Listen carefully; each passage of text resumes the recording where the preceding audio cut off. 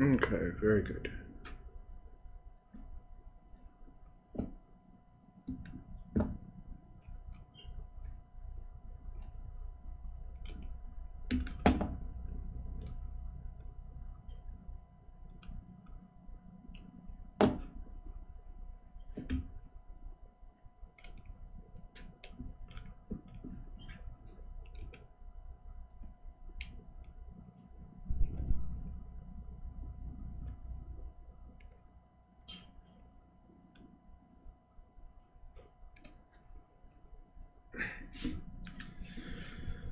Okay.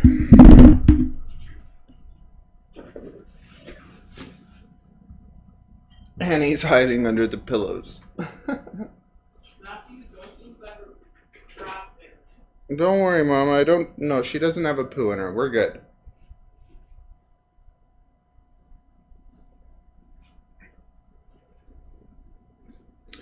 Good morning, peoples. Reddit people, can you hear me? Sometimes I have audio problems.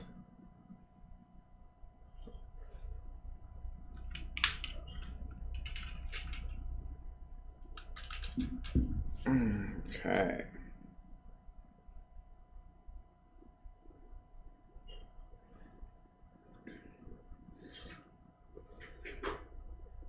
Today we're going to talk about the best and worst parts of boa breeding.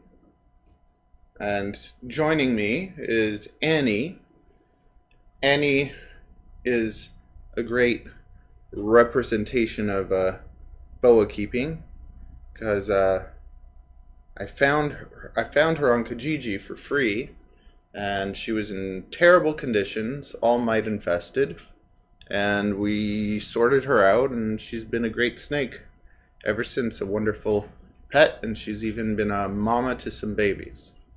I'm gonna drink some coffee, and then we will continue in our deep discussion. How's everybody doing?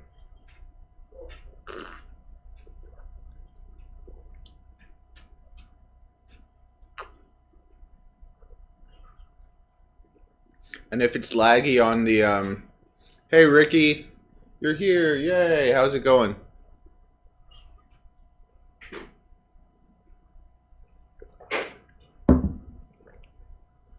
Ooh. Annie, why do you want to leave me? Sometimes Annie wants to come hang out with me, but today she's just running away.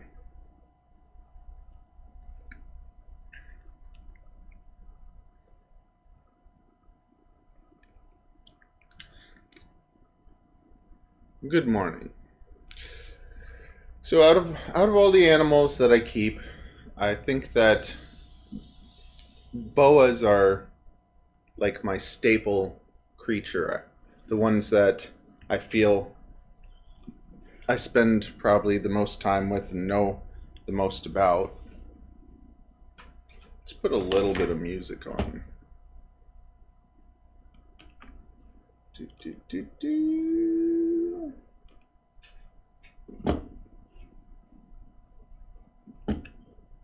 You want to grab on me?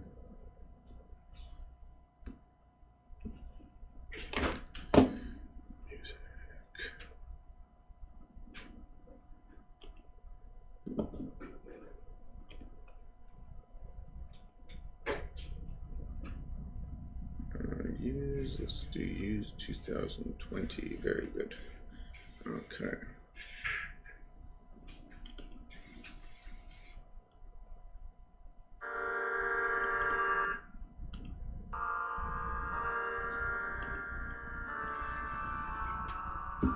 Snakes, when they get like an idea in their head, they don't think that much, but when they get like, I'm gonna go here, they just keep going there.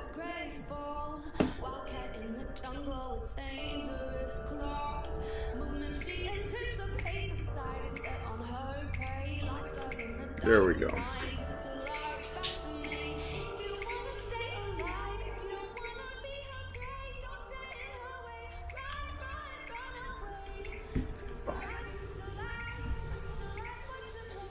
Still waking up. I bet I can guess your star sign. Go for it.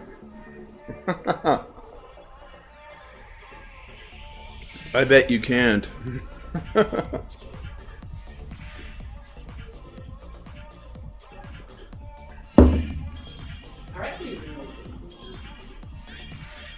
She's taking off my clothes and running away. She's just hiding. She's just hiding under the pillow. She keeps doing that. No, you're wrong.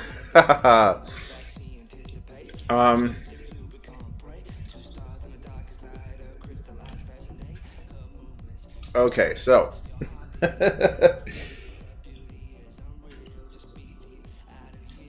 I think when it comes to boas, one of the biggest thing that the reason they're probably not as popular is because they get bigger. So they get bigger than ball pythons. And when I first got into snakes and I saw like a boa, I was intimidated myself. I was kind of like scared. Thank you, Tom. I was scared of them. I'm like, they look a little bit bigger and a little bit intimidating, and people see me with a boa and like they freak out a lot. But when I'm around boas, I feel like totally happy, totally comfortable. I never really feel worried about them, and I also don't think that they ever become too much of a snake to handle. Like, they never really become that dangerous. And all of mine are very placid, so I've had more of a harder time dealing with the super dwarf retics, but I had someone yesterday message me telling me the opposite, that they find the retics are super calm and their boas are not as nice. So if you end up being passionate about any animal and you put in enough time with them and you figure out what their quirks are, you're going to be able to have an experience with that animal that other people might not. And I always like to think about dogs. Like, there's certain breeds of dogs that are known to be more aggressive. And to me, I don't know if I even think that those breeds are more aggressive, or that it's more that they don't forgive mistakes as much. Because there's certain dogs that, like, okay, whether you're a good owner or not, they might just still be good dogs. And then there's other types of dogs where if you're not taking good care of them, you're gonna suffer, you know? Kind of like when you see people keeping lions and tigers or whatever. You'll see some people that can play with them and whatever because they've raised them since they're babies. But are you going to go into the wild and play with a tiger or like a lion? No, you get murdered.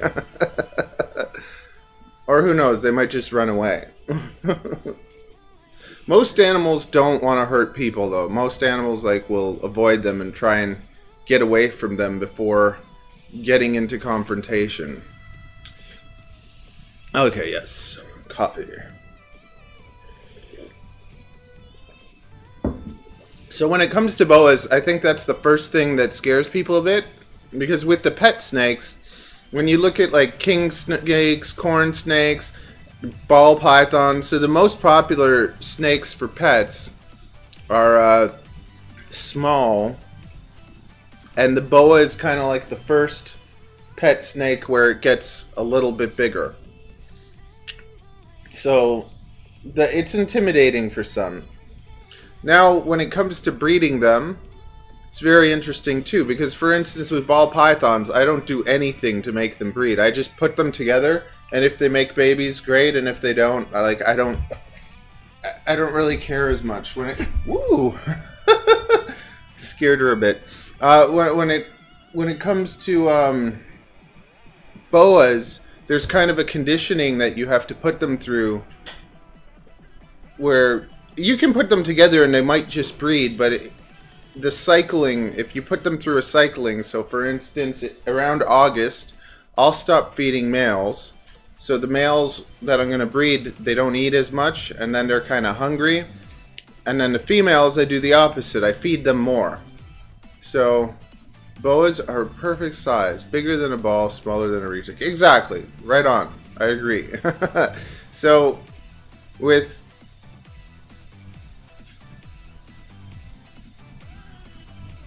What was I even saying? I had like a brain thing. Yes, so with the females, I'll feed them more going into breeding season. It's like, so you're doing opposite to male and female. The male, you're kind of cutting back on food, you're letting them get a little bit hungry, and then the female, you're feeding a little bit more. And by doing this, it's like they're going into breeding season. The female's body is getting, you know, a little bit more meat, a little bit more fat, a little bit more storage, which she'll be able to use to produce babies. And then you put the male back in with her, and then hopefully good things happen.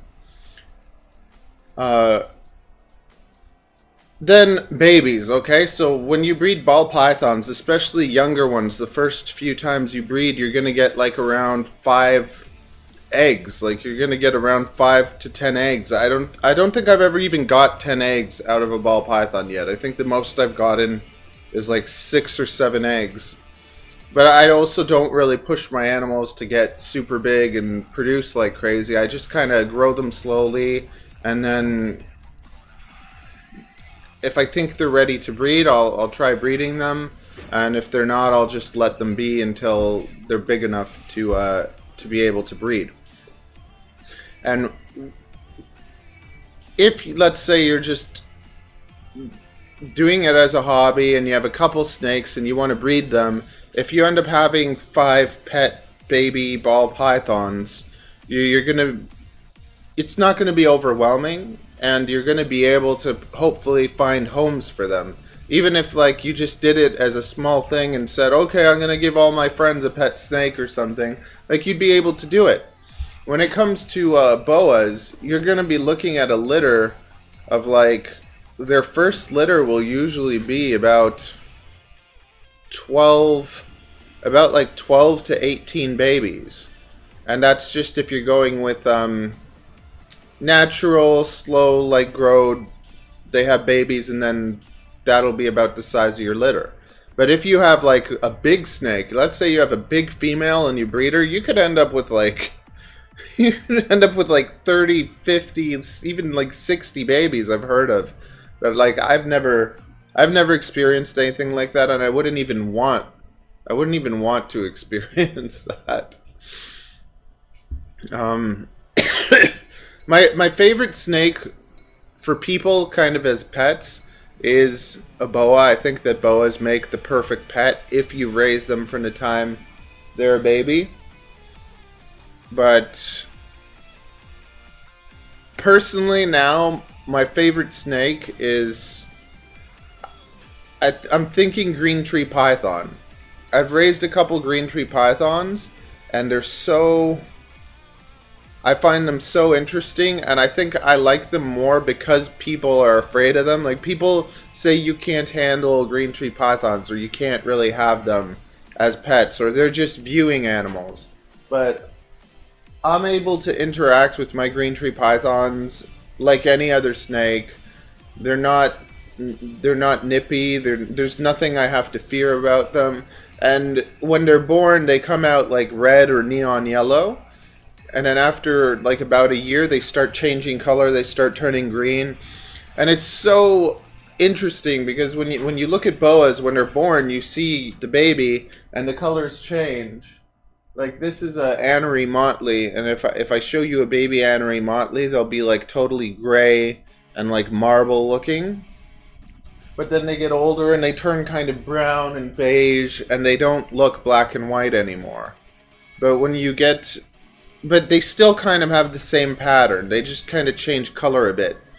When you have green tree pythons, you have these babies that just look fake, like they're neon yellow. You post pictures and people will be like, is that real or is it poisonous? Like, it looks like a poisonous viper or something. And then when they start changing colors, it's like one day you just go into their home and you're like, what is that? Like, is that my snake? And it's just totally like bright and cool. And they're even small. They're smaller than boas, but they still get a decent size, but they grow slowly, so it takes you like 5 years to get them close to their adult size. And they're just, I don't know, to me they're kind of like a treasure in snake keeping.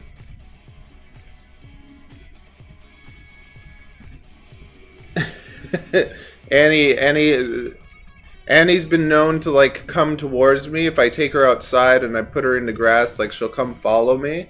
And today she's just running away and like she's hiding behind the pillow.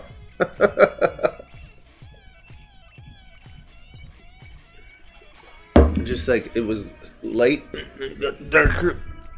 Ugh.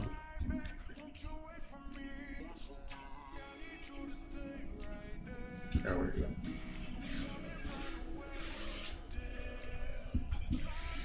Yeah, so one of the best parts of keeping them is just they eat well, they handle well. They're really easy to deal with as babies. I have an easier time dealing with the litter of like 20 boa babies than like right now I'm dealing with some African house snakes that don't want to eat, and they're so small. And they're just like little brats that don't want to listen.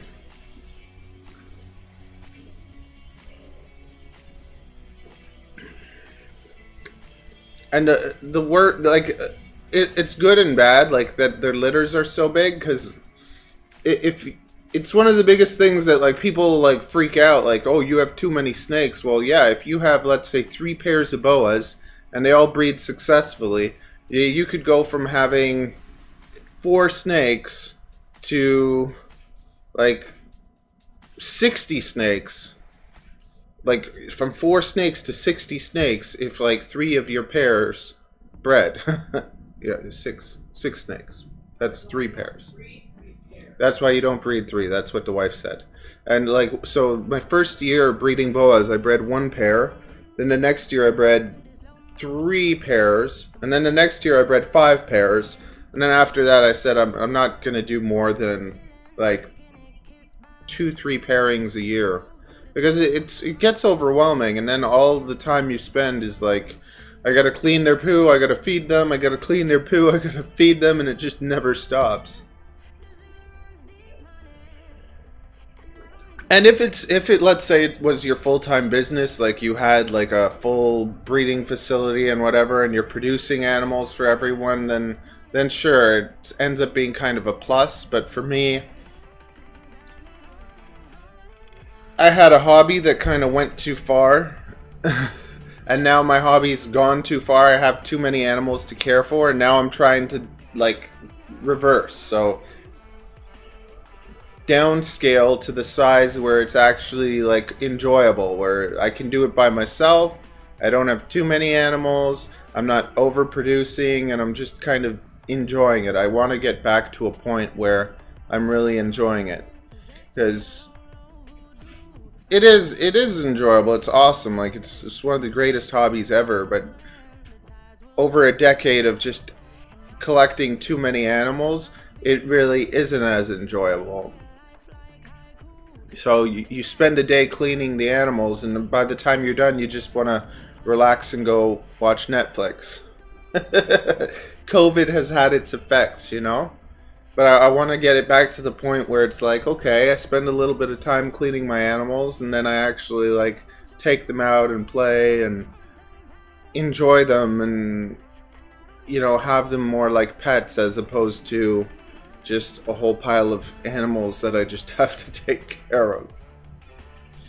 Okay, that was our discussion, I guess. If you have any questions at all, go for it. Or anything you want to hear about regarding reptiles. Too many. I have over 100.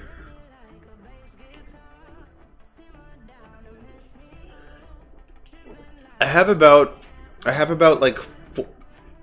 like 40 snakes that were like my pets, and then everything else is like what they produce. So I'd say like I have those 40 snakes that are like my pets, and I'll breed about, let's say, 6 of them.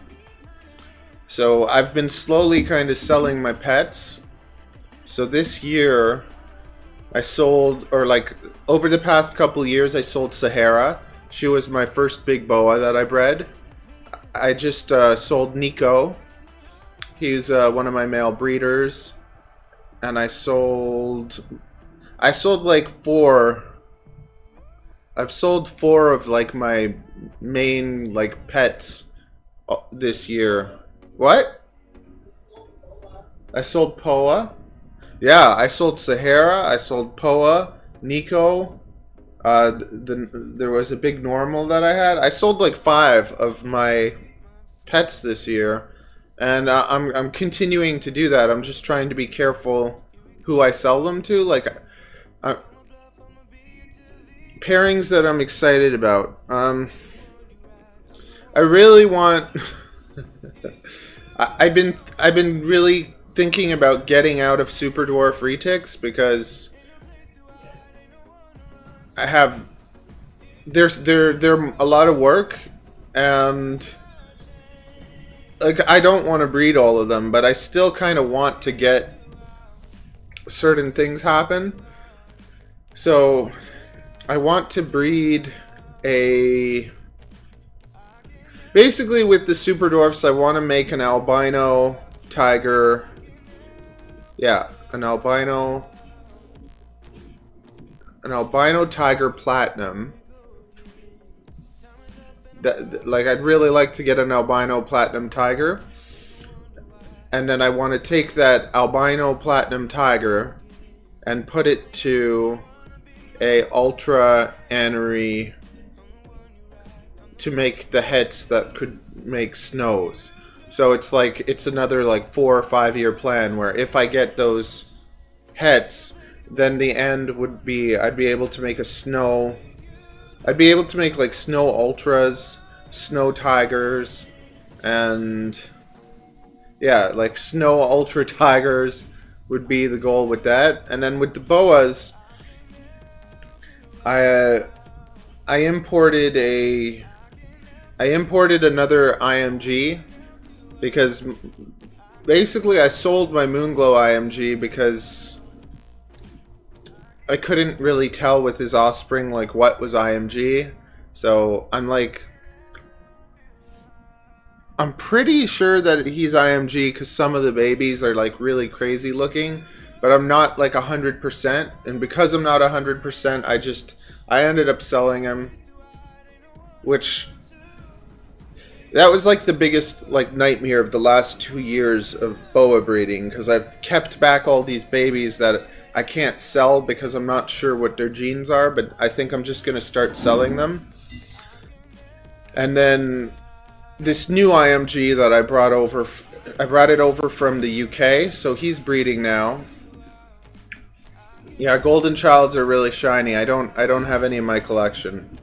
I like the thing with Golden Child is that Golden Childs, they still have a lot of pattern, and I like snakes that don't have patterns, so it kind of works against me. And I also like lighter animals, so like I really like the albino Golden Childs though.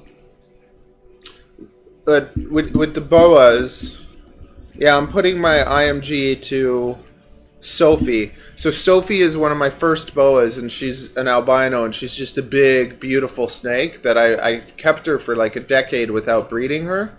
Because I really believe that you should find the right pairings.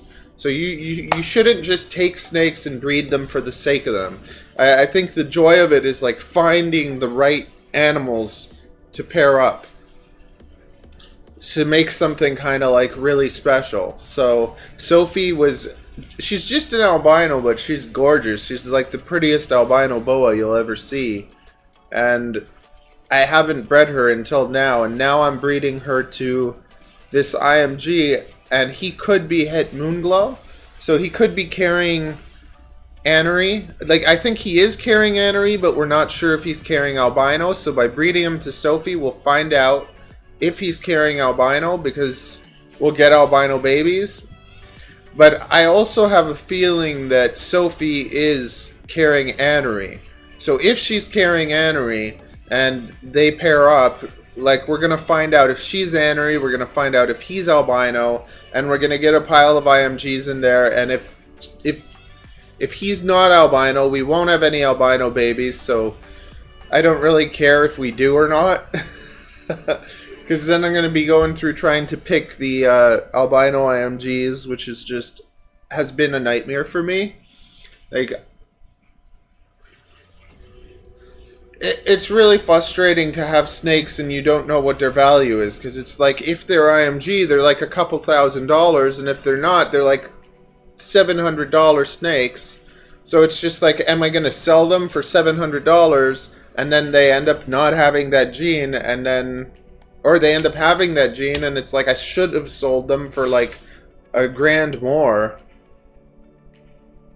And it's just, then I get screwed over. Or if I sell them for the price of like an IMG, and then they're not IMG, then like I screwed people over, and it's just something I've never screwed anyone over in the reptile industry, and it's something that I never want to do. Like, in 10 years of keeping reptiles, I have a lot of people that don't like me, that disagree with like things that I do or think I'm stupid, and that's fine. But I don't have any customers that are not happy. So it's I've never sold an animal to someone that is mad at me for anything wrong with that animal. So it's like that's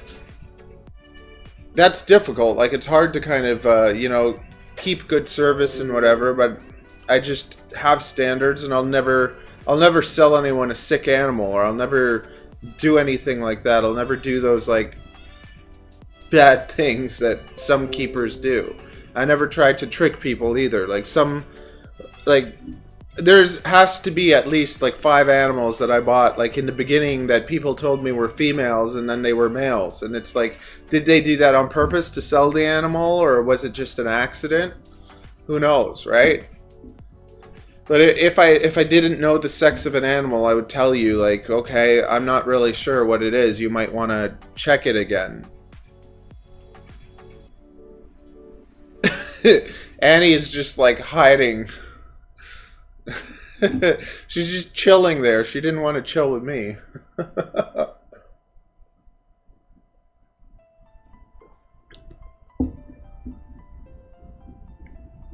But it's just, to me, that's what should represent you the most. Your the condition of your animals and everything. So many shops and breeders kind of get away with selling people garbage, or selling people like sick animals and stuff.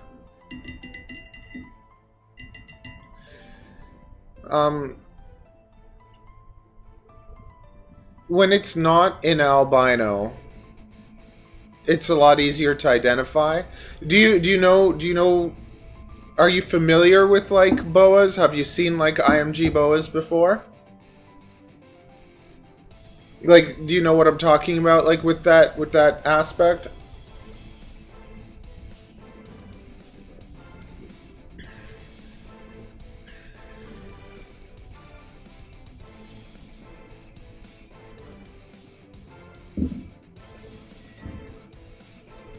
Okay, I'm gonna put Annie away, and I'll go get my IMG so I can kind of show you what's happening.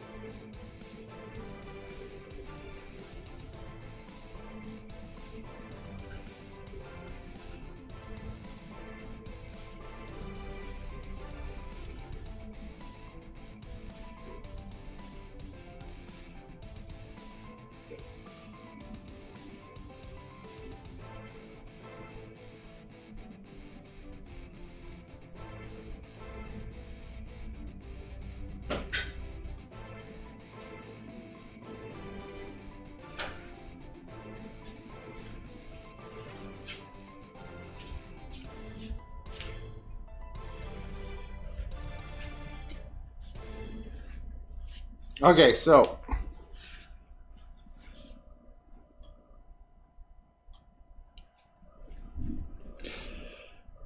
yes, this is an IMG. IMG stands for increased melanistic gene. And basically, as the snake gets older, it goes darker and darker until it turns almost solid black. And this one has a hypo in it, so the hypo is kind of fighting it. And we have kind of black, and we have other colors too. And with this one, like, you see it, and you know 100% this is an IMG. This snake is also, though, like a couple years old. So as the time goes by, it gets darker and darker. And now with this baby, this is a baby that came from the albino one. And it's in shed right now, so it's like...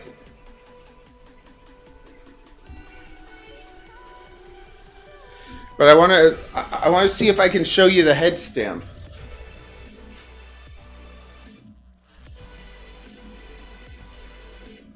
So if you look at do you see the head?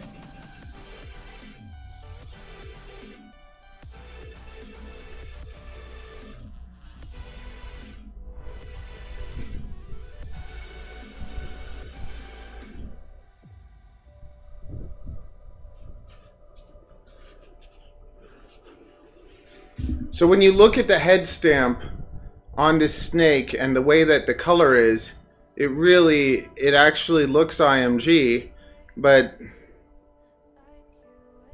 and it does look like it's getting darker, but I can't really tell yet. Like, for me, like, I'm not sure if it is, even though, like, so maybe in a few months after it's shed a few more times, I'll see it getting darker, and then I'll know like 100% that it's IMG.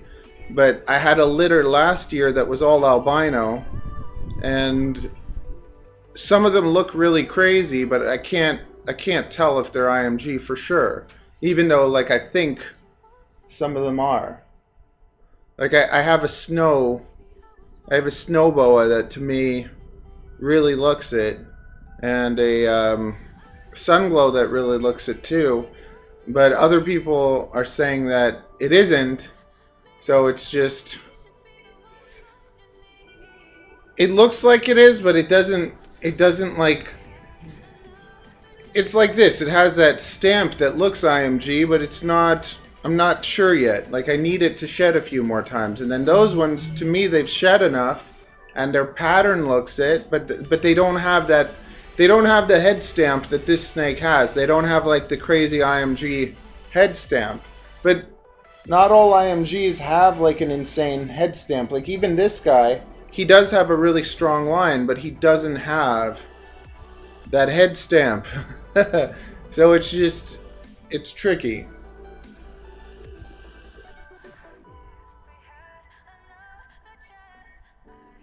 But did you see the stamp on him when I put this guy next to the camera, that stamp?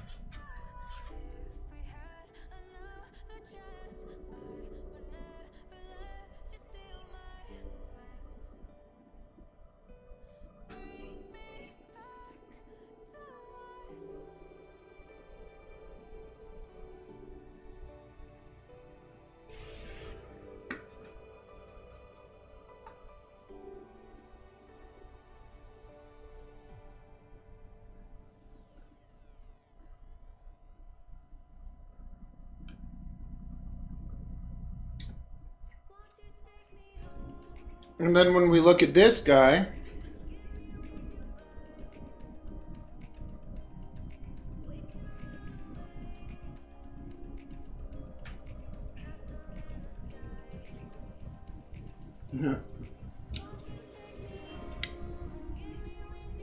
he doesn't want to show you.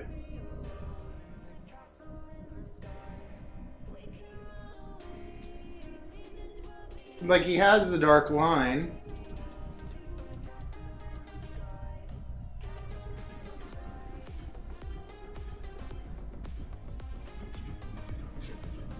So like this guy, he has the dark line, but it's not even as strong of a stamp as that one has, so it's interesting.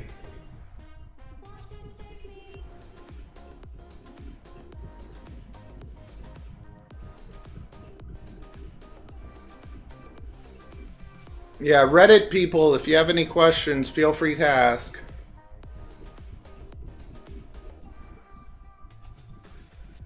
Any fun plans this weekend for anyone?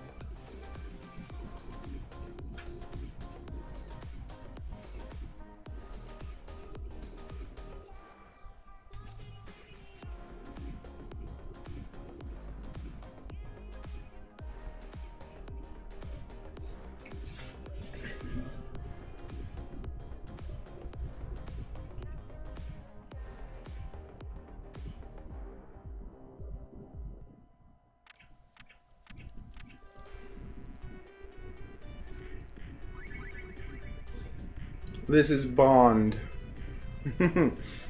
He came all the way from the UK.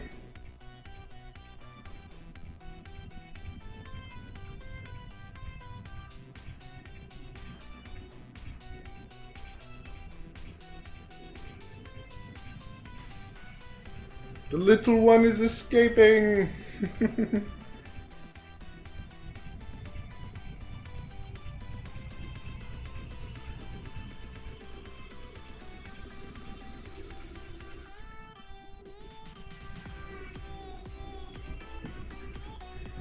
It's funny, once they discover the way down.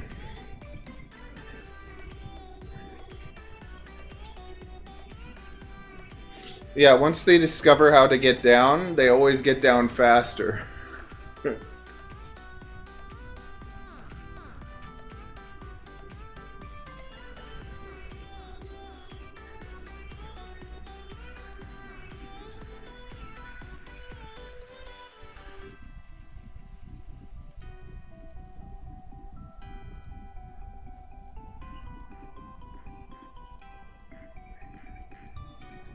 Hello, Ryan. How you doing?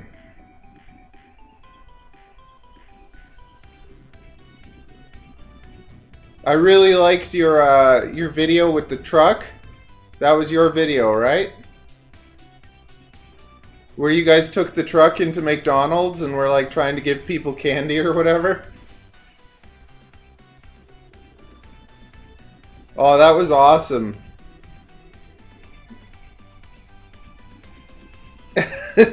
No, that was like one of the most, that was like probably one of the most entertaining little FPV videos of the year for me. I loved it. Like that was awesome. If you made like some sort of like short content of like, I don't know, doing that at a mall or something for TikTok, like I think that it's like super like viral possible content.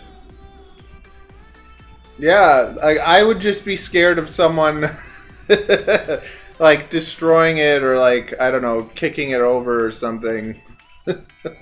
But I thought that made my day. It was awesome.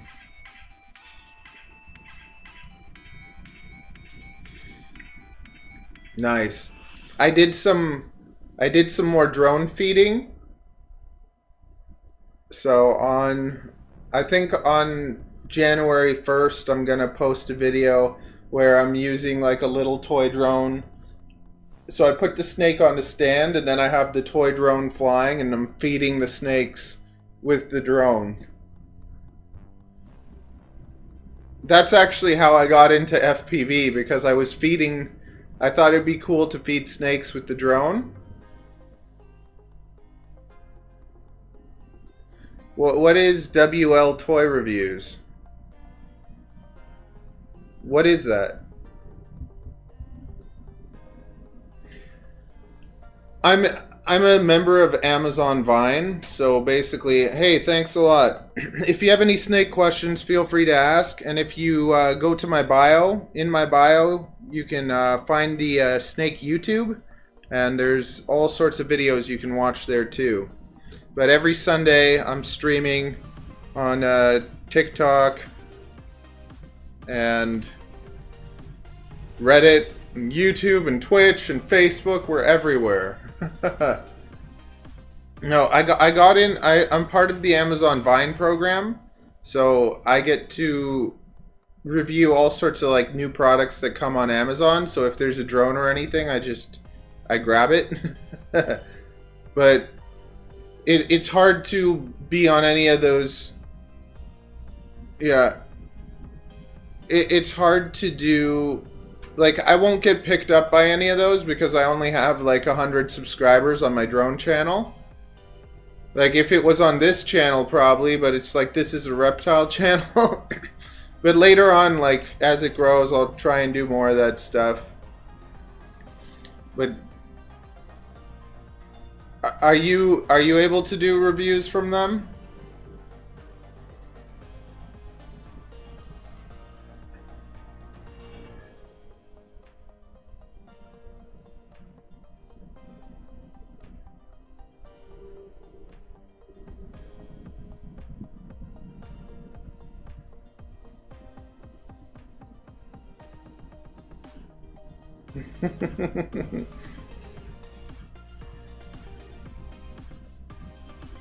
Yeah, like, see, that's the thing. So, for instance, even with Amazon products, I'll do an unboxing video like every couple weeks. I have like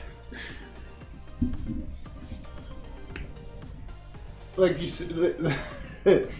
so those boxes are all like Amazon products.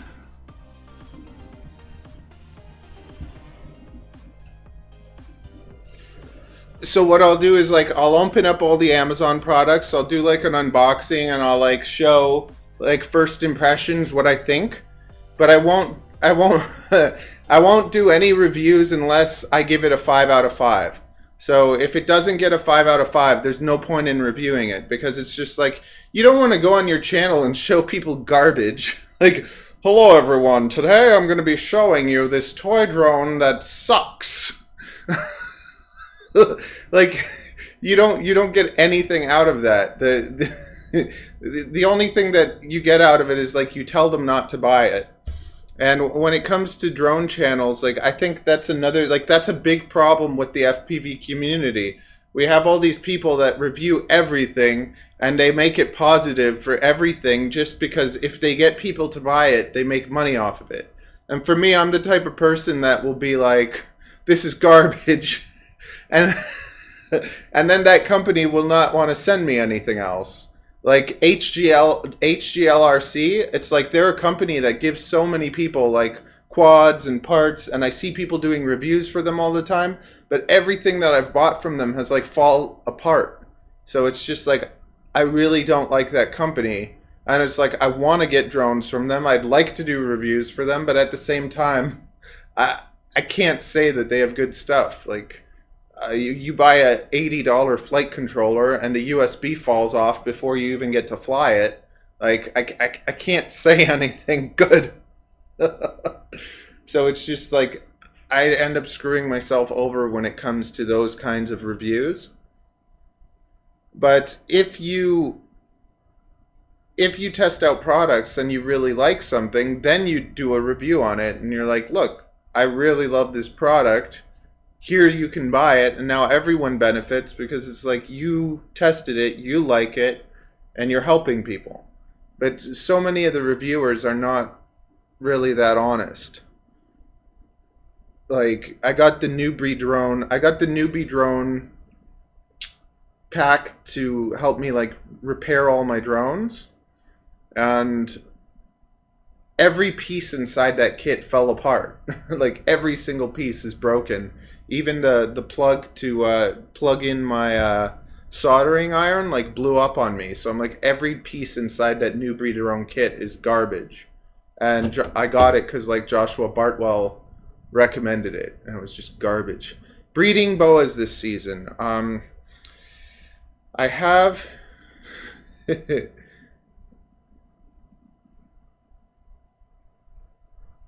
No review unless it's gonna be a good one. Yeah, yeah. If you do a bad review, it's like you're just kind of wasting your time. I have so this guy I brought over from the UK to kind of breed with some snakes, but he's when he was growing, he wasn't really fed that much, so he was maybe like a little bit stunted, and now he's kind of like he's eating fine. I don't know if he's producing semen. Like, is it semen? Do snakes produce semen?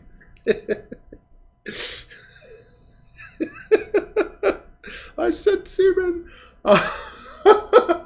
So I don't know if he has sperm plugs. Well, like, maybe, like, I could check. Let's find out.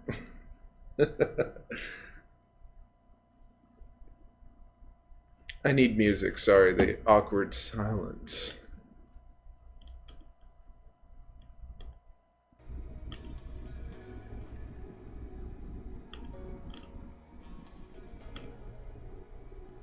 Okay, copulating fluids.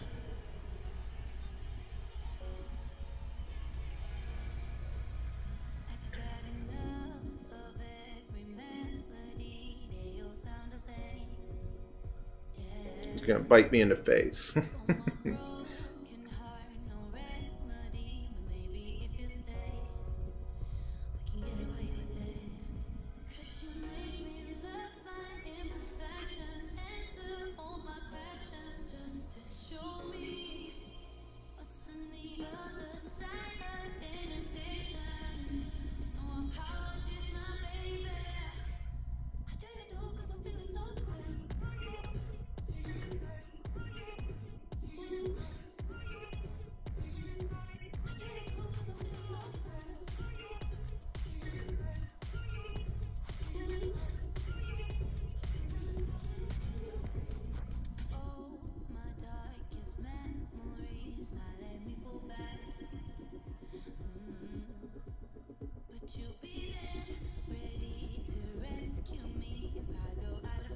Yeah, he doesn't have any on him right now. He doesn't have any on him right now, but he's also been hanging out with a couple girls, so it's just like, to me, are you in the States or are you in Canada? You're in Boston, right? Yeah, boas are not really as popular here, and basically I get all sorts of people that want ball pythons, and then I just say, come over, hang out a bit, and I'll let them hang out with boas, and then they end up taking a boa usually. But yeah, I did 5 pairings once, and I'm not doing more than like 3 pairings anymore when it comes to boas. Just because the other thing is, like, with IMGs are pretty popular, but when you start producing snakes where it's like all your snakes are thousands of dollars, it's a lot harder to sell like thousands of dollars worth of boas than it is to sell $100 boas. So before I used to breed quite a bit of cheap boas, and I would get really good sales, but I don't want to produce so many, and it's not really my job, it's more my hobby. So I'm trying to kind of, instead of doing so many pairings, and 5's not that much anyways, especially like if you're doing it on a larger scale, but I'm just trying to keep it like a smaller scale. So with boas, like, I'll be putting together like 2 or 3 a year at the most now, because I figure if I put 3, I'll probably get at least 2. But as long as like you follow like the steps with getting them ready to breed and everything, usually like I've had really good success with boa breeding. Last year I had 2 litters that were like slug outs though, so that was not nice.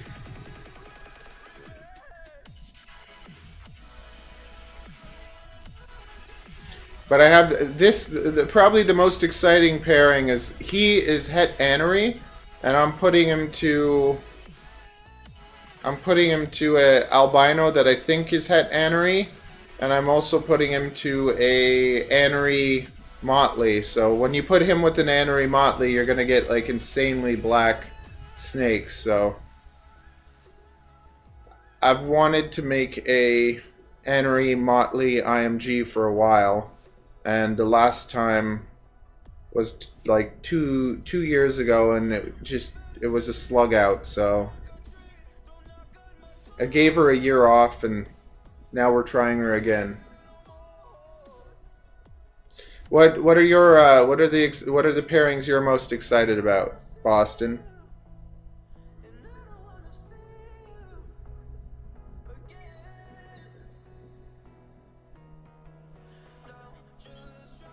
Yeah, thanks for stopping by, Ryan. Have a good one.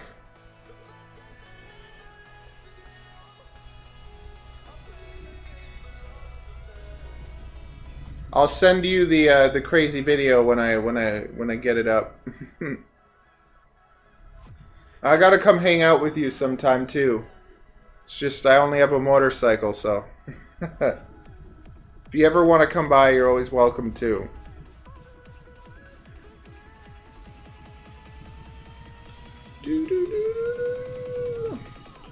Yes, Boston, tell me your favorite pairing. What are you most excited about? Anything new this year?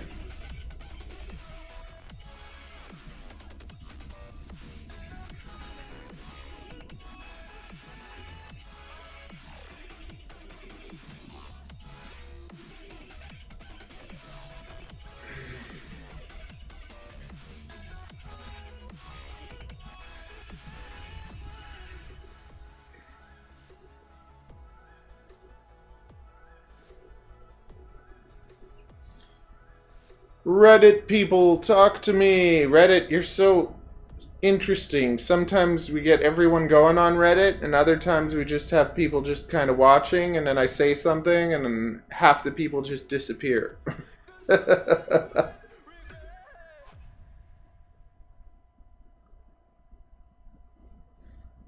I am here on Sundays to talk to you, to answer your snake questions. You can ask me anything and I will talk to you about it. So exciting, so interactive. You can be a part of the conversation. Hello, how are you? Chilly life? Chilly life? Chill life? Where are you from?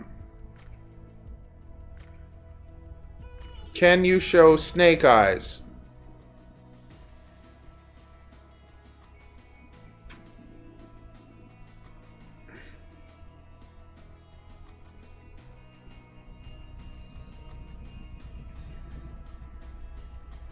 He's trying to come to you. He's like, hello, you want to look into my eyes?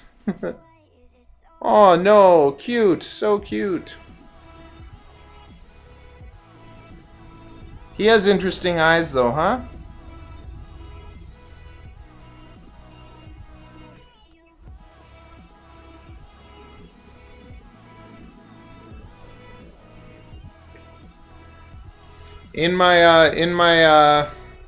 If you go into my profile, you'll find my YouTube link. And you'll see lots of snake videos on the YouTube. You want to see teeth? The teeth are very small. They have small teeth.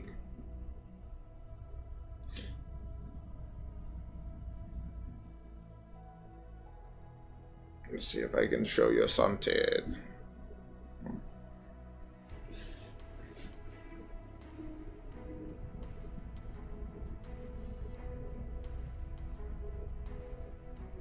Okay, here we go.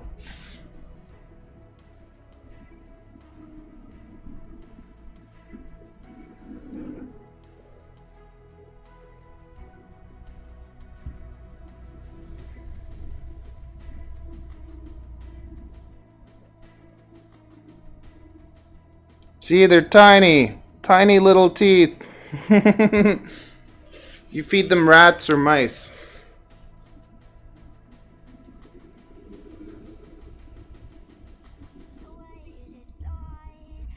But they're not... He never tries to bite or anything. Like, that's the only way to see his teeth. He won't strike at you or be nasty or anything like that. He's a sweetheart. His name is Bond. No, mice. Mice, rats, birds, and then when they're bigger, they can eat rabbits too. But basically, I have there's like a farm. There's a guy that breeds them at a farm, like rats and mice and everything. And then I buy a whole pile of them to feed all my snakes, because I have like 100 snakes.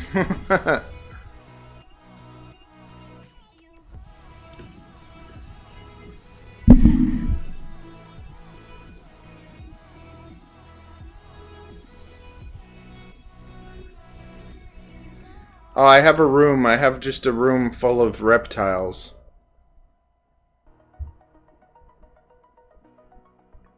There's a little one hanging out right here, too.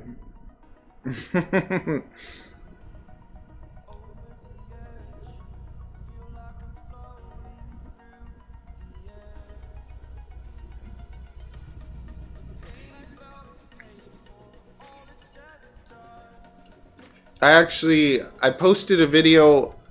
Right now I'm streaming on everything. So I'm streaming on like Facebook and YouTube and Twitch and Reddit. So on Sundays I just kind of hang out here and talk to people. But no, I used to be scared of them, but then I learned more about them and I realized that they're very, very nice animals. So they're very much like better than cats. Like they're very calm, they just relax. And if you have them from the time they're babies, like they're used to you. So in the movies you end up with snakes that are chasing after people and scary, but when you spend time with them in person, you realize that they're just calm. They don't make any noise. They're clean. And like this guy would never try to bite me. Like maybe if I smacked him across the face or something, but I would never do that, right? So they're very sweet creatures. Lots of people don't realize that.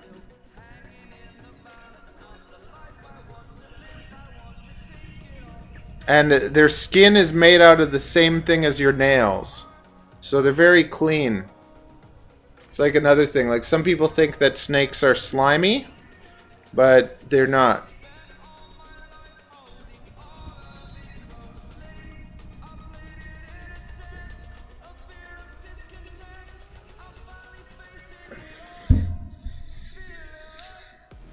And for instance, with a snake, you only have to feed it. So he eats every 2-3 weeks. And yeah, my adult snakes eat every 3 weeks. So one meal every 3 weeks, it's pretty easy. They cost about $100 a year to feed. And if you actually think about it, a cat or a dog... Yeah, so with a cat or dog, they're actually going to be eating way more meat than any snake. So if you actually think about it logically, cats and dogs are more murderous than snakes because they're eating way more meat than snakes. So even if, like, let's say a snake was big enough to eat a human, it would have to be like over 20 feet at least. So it would have to be like a 25-foot snake. And if it ate something as big as like a human or like a goat or like whatever, like that would be enough to feed it for like half a year. So it really isn't that much like They barely eat anything. They're like one of the most sustainable animals you could ever keep. So it's kind of like if you care about the environment and you want to have an environmentally friendly animal, snakes are perfect. What? It's true.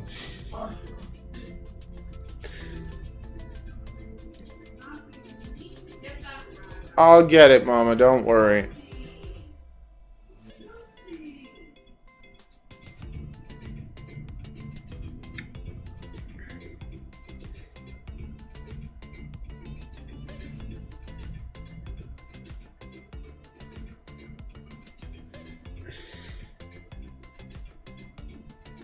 Woo!